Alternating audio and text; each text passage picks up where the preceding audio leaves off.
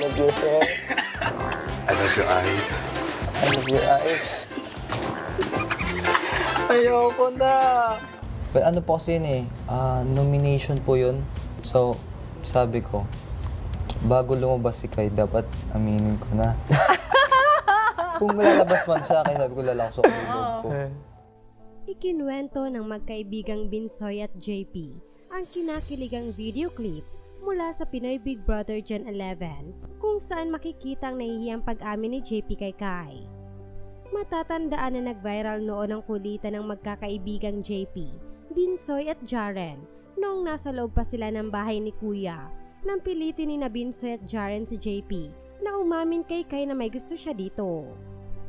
Kinakiligan nga ito ng marami habang sinusunod ang pag-coach sa kanya ni Jaren ng mga sasabihin niya kay Kai na makikitang hiya sa mukha nito.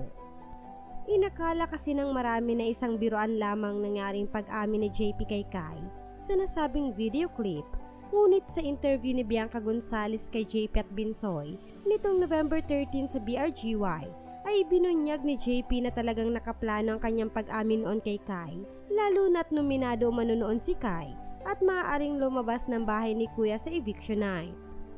Kaya naman aniya bago man lang lumabas si Kai ay masabi niya raw ang nararamdaman niya rito.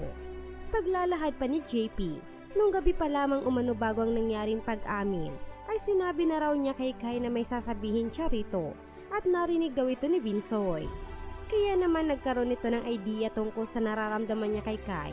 Kaya nang abutan siya ng hiya, ay pinagtulungan siya ni na Binsoy at Jaren na umamin. Pagkukwento ni JP, ano po kasi yun eh, nomination. So sabi ko, bago lumabas si Kai, dapat aminin ko na kung lalabas man siya. Eh si Kuya Binsoy po, narinig niya na may sinabi ako kay Kai. Gabi po yun eh, humanap po ako ng tiyempo noon na kami lang dalawa. Siguro a day before eviction night. Eh wala po talagang tiyempo. Lagi po talagang may kasama si Kai. Lagi siyang may katabi. Eh gumabi na po. Sabi ko, Kai, bukas may sasabihin ako sa iyo ha. Eh narinig ni Kuya Binsoy. Sabi ni Kuya Binsoy, alam ko na yan. Paggising ko po nung umaga na, hindi ko po talaga masabi. Nahihiya po talaga ako. Eh nung hapon na, sabi ko, may sasabihin ako kay Kai. Eh narinig po ulit ni Kuya Binsoy. Sabi sa akin ni Kuya Binsoy, alam ko na yung sasabihin mo.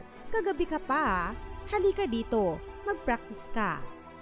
Samantala, todo suporta naman ng maraming fans ng JP Kai, lalo na't isa rin umano ang fandom na ito sa mga hindi pinilit dahil makikitang totoong kinikilig si JP kay Kai. Kaya naman dahil dito ay napatunayan ng mga fans na hindi nagsimula sa tuksuhan ng pagkakagusto ni JP kay Kai dahil ayon nga sa kanyang mga pahayag sa interview ay may gusto talaga siya kay Kai bago pa nga raw mangyari ang biroang pag-amin niya.